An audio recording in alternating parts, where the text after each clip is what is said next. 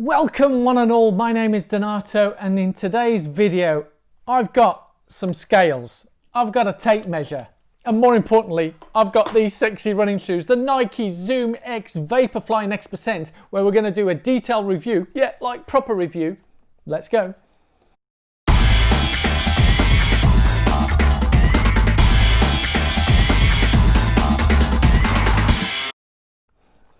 Oh yes, welcome back to my channel. As I said, my name is Donato, and for those of you who are new here, you might want to know a little bit about me, but a very quick summary before you click on that subscribe button and give it a thumbs up if you do enjoy this video. I've been running now a little over 5 years. Yes, I had my 5th anniversary.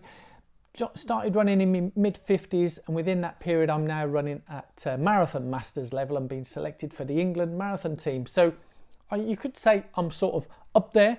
I'm most certainly not an elite athlete, because I've taken the definition of elite athletes from a professional themselves, and elite athletes are those who earn their income 100% from running, which I most positively don't.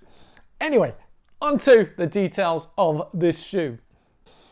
Yes, I mean, I know a lot of you have been asking to do a review of this shoe. I finally got my hands on a pair of these. Yes, I did have a pair back in spring, but offloaded those because all the marathons are being cancelled. But anyway, would you believe, fingers crossed, by the time you've probably seen this video, I would have ran my first and maybe only marathon of this year in 2020 in these troubled times, COVID. But what I'm going to go through is a number of things. Talk about the materials. I've got the scales to measure the weight, and I've got a tape measure to go through the stack height, which is quite important, which you won't see. I don't think it's even mentioned on the Nike website. When I looked at product details, it didn't mention stack height or anything like that. But yeah, as a shoe. And then what I'll do is summarize in terms of feel good factor with these, because at the end of the day, with any running shoe, if I was to give you just one tip, is find a pair of running shoes that you feel good in them. And I guarantee you, if you feel good in them, you will run well in them and you will run fast. Yeah, makes sense. Getting on to these, the Nike ZoomX Vaporfly. Yes, it's a beautiful, beautiful, beautiful, beautiful shoe. Yeah, have I said beautiful enough? I love the colour scheme.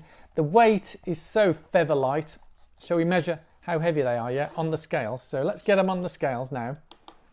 Now I have to stress, this is a size 9.5 men's UK size. So I think in US it would be a 10.5 or 10.5. So I'll pop these on the scales.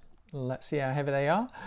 208.2 grams, which I'm sure you would agree is pretty feather light. I don't know what that is in ounces. I might leave it in the description below. And by the way, I'd like to ask the question to you guys, if any of you ran in these shoes, leave it in the comments below. Do you aspire to running in these?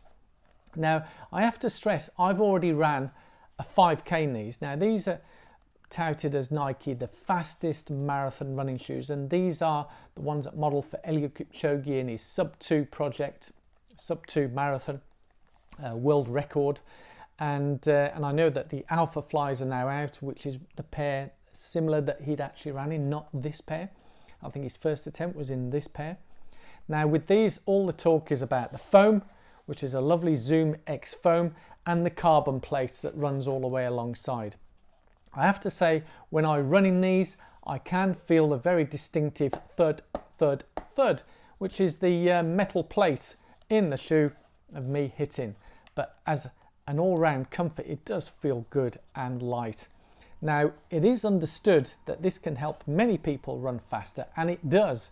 But unfortunately for some people, depending on how the foot strikes and the pronation, it doesn't have any positive impact on your speed. In fact, it could have a negative impact on your speed. Now, I ran a PB 5K, I think it's 18 minutes and 17 seconds. And there was points in that run where I didn't feel like I could push it. I don't know, could I have ran faster back in my old Sauconys, a bit more flat? Because at the end of the day, these are more for long distance. I'm still undecided whether I'm going to run in these on the Sunday, the marathon. Probably will, just to see what it's like. Because at the end of the day, if I don't know until I try. And whatever people may say about Nike, but I do love the actual feel of these, the way that the tongue is designed and the laces, it just feels good on my foot. But more to the point is, how good does it feel on the legs? Because I've heard so many stories that this really helps reduce the stress and cushioning. And in terms of the technicalities, at the end of the day, what this does is make your leg longer because it's such a high stack. And I'm going to go through and explain what the stack difference is and why it's important.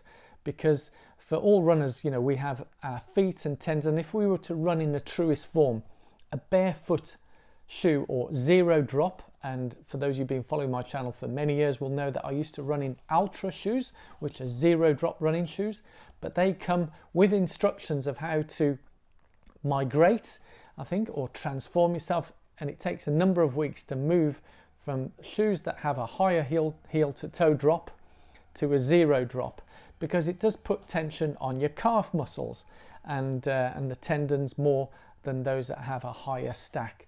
So do these reduce the stress on that? I think they do. Now you probably want to know, what is the stack height drop? So the stack height difference is from the heel to the toe. So I'm going to measure now the difference in millimeters, and let's see what we have. So if I measure here, so the height here is about 40 mil, the height at the heel, and then at the toe is about 30 millimeters. So that's a 10 mil drop, which is quite a drop, which would explain why it helps for some people protect the calf and help you propulse you, because if it's sort of leaning you forward, it helps propel you forward. But that's in terms of the technicalities. For me, overall, I think the feel-good factor for this, for me, both in terms of how it feels on my foot and how I feel running in these, I do feel good. And if I give a mark out of 10, 10 being the best, 0 being, well, nothing, I would give this a 7 out of 10 in terms of feel good factor. So for me, a big thumbs up. I do like these shoes very much. In terms of price point, yeah, they're over £200. I think it's £239. So not yet everyday price running shoes. So that's another consideration to take into account. It all comes down to really how serious are you in terms of running and getting your speeds. If this is some shoe that you want to invest in, great, invest in it and enjoy it. I've spoken to so many people where they say this shoe has transformed their running, and maybe it may transform your running too. But then again, it may not. Give it a go. I'd love to hear in the comments below how you've got on with this shoe, if you have running those, or if you're thinking of getting them. If you have any specific questions, leave it in the comments below and I'll try and answer those. But that is, in summary, the first part of the 3 Niketeers, the Nike ZoomX Vaporfly Next Percent. Thank you so much for watching, and I'll see you at the next review of the Nike Musketeers. The 3 Niketeers.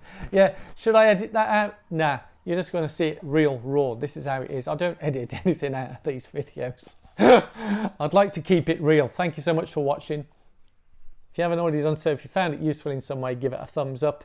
Leave some comments below. Subscribe if you haven't already done so. See you soon, guys. Bye, bye, bye.